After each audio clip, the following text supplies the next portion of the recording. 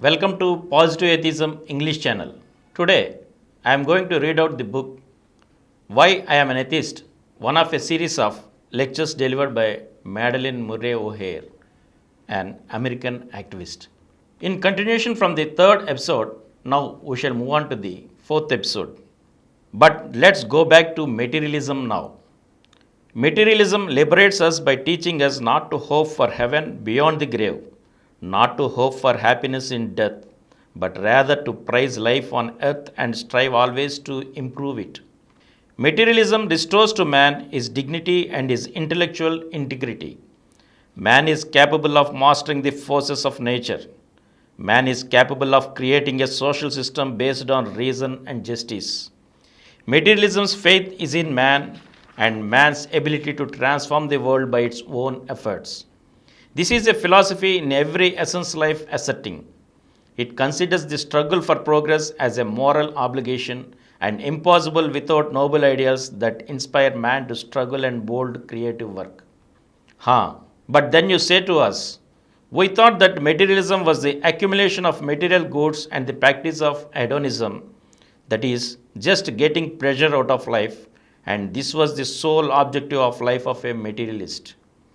I hate to be the one to tell you this, but it just is not true. Materialism is a word which has been corrupted by its opponents, that is the religious people, for thousands of years.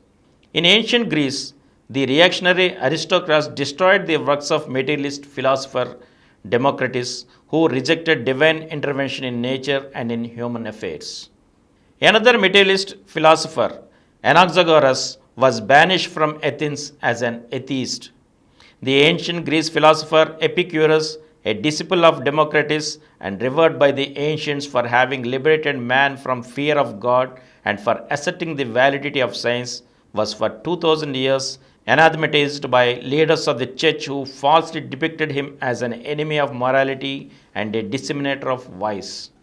The advocates of idealism or ideaism, as I like to think of it, sought to slander materialism, to equate it with pure hedonism and a selfish, purposeless way of life which caters only to gluttony and wasteful living with no respect for nature, material resources, or other forms of life, animal or plant.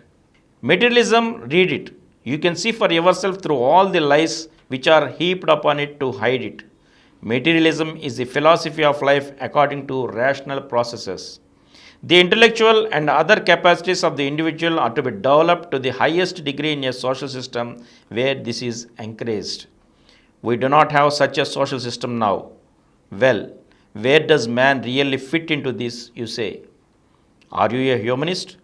Do you think that man is an exceptional, unique being, although not of divine origin, and then man is the center of your philosophical system? Materialists, and we call ourselves atheists, do not believe in the divinity of man, and because of this, we shy away from systems of thought which exalt the human animal. We are embarrassingly aware that we are most insignificant. We are more insignificant than the sea or the wind or our planet alone. Man must share the earth with all other animals, and we are animals. We must share the earth also with the earth's resources. Naturally, therefore, a materialist is not an exploiter of man or nature. A materialist is not an accumulator, nor a wasteful user, nor a conspicuous consumer, and least of all does he revel in the glorification of man. Thank you. We shall meet again in the next episode.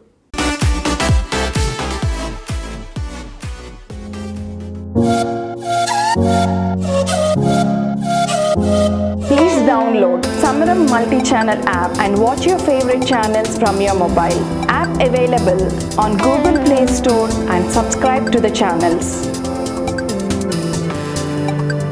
For more videos, please subscribe to this channel Positive Atheism and activate the bell icon.